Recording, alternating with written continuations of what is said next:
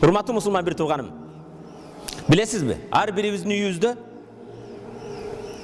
үйүбүздө бейишке каралган, ачылган, бейиш тарапка ачылган эшиктер бар. Атанын ыраазылыгы бейиштин эң негизги центральный ход дейбиз, же эң борбордук эшиги атанын ыраазылыгында. Ал эми бейиш энелердин таманынын астында. Урматтуу мусулман бир тууган, улуулардын бирөөсү энеси каза болгон кезде ботодой боздоп ыйлаптыр. Достору көңүл айтат, жанына келип бата кылат, сабыр кыл дейт. Мен энемдин өткөнүнө эле анча кайгырган жокмун, мен эми түшүнүп жатам. Мен бүгүндөн баштап энем каза болгон кезде бейишке карай ачылган эшик бекилип калды. Ошол эшикти жоготтум. Ошон үчүн ыйлап жатам дейт. Бүгүн урматтуу мусулман бир тууган, ушундай проблемалар көп, көйгөйлүү маселелер көп заманда жашап жатабыз. Тыйын тыпыр табайын деп жатабыз, бизнес кылам деп, башка кылам деп, үй курам деп, там салам деп, үйлөнөм деп. Бирок жашоодо ушундай жашоодун угу менен баратып, биз жашоодогу эң бир чоң жоопкерчилик болгон, мойнубуздагы кээ бир милдетти унутуп коюп жатабыз. Ал мойнубуздагы милдет, ал укук, ата-энебиздин укугун унутуп коюп жатабыз, урматтуу мусулман бир тууган. Жашоодогу эң кымбат зат ата-энебиз. Ата-энебизге болгон мойнубуздагы милдетти унутуп койдук. Кээ бирлерибиз жылдап, айлап бир телефон да чалып койбойбуз. Бир белек бекче жөнөтпөйбүз. Күн өтөт, айлар өтөт, жылдар өтөт.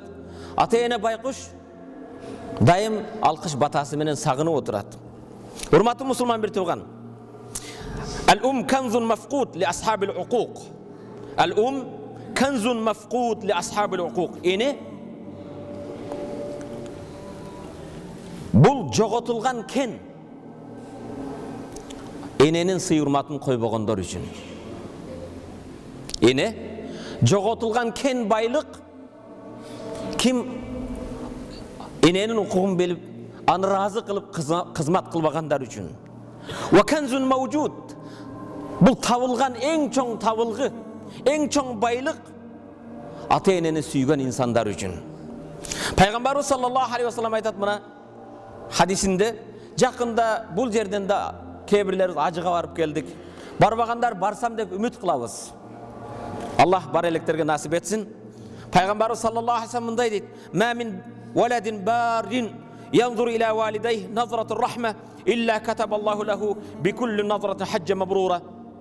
Кайсы бир ата-энесин сүйгөн бенде, ата-энесин сүйгөн жигит же кыз мээримдүүлүк менен ата-энесин жүзүнө караса, алтыным атам, чачың мен үчүн агарды, белиңдеги күчүң мен үчүн кетти, мени тарбия кылам деп жүздөрүңө тырышкыр деп ата-энеге мээримдүүлүк менен караган инсанга Аллах Таала бир хаждын соогун жазат дейт. Сахабалар кыйла: "Ва ин назара кулли йаумин 100 марра." О Аллахтын элчиси, бир күндө 100 жолу карасамчы ата-энеме мээримдүүлүк менен. Пайгамбар айта: "Аллах берешен, жоомарт, ар караганыңа бир хаждын соогун жазат" дейт. Урматтуу мусулман бир тууган, ажыга бара элек болсоң, ажың да ата-энең экен. Соткаларыңарды көргүлөчү. Соткага кимдин сүрөтүн коюп койгонбуз? Энебиздинби?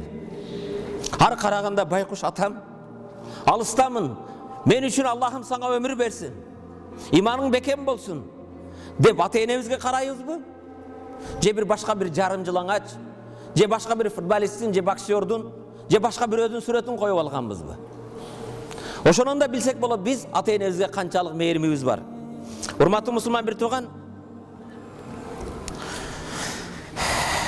кээ бирлер ата-эне менен айтышпайбыз дейбиз, башка кылабыз дейбиз. Бирок урматтуу мусулман бир тууган, могу хадиске көңүл буруп, "Ма баррабаху ман шадда илейхи тарaf bil ghadab."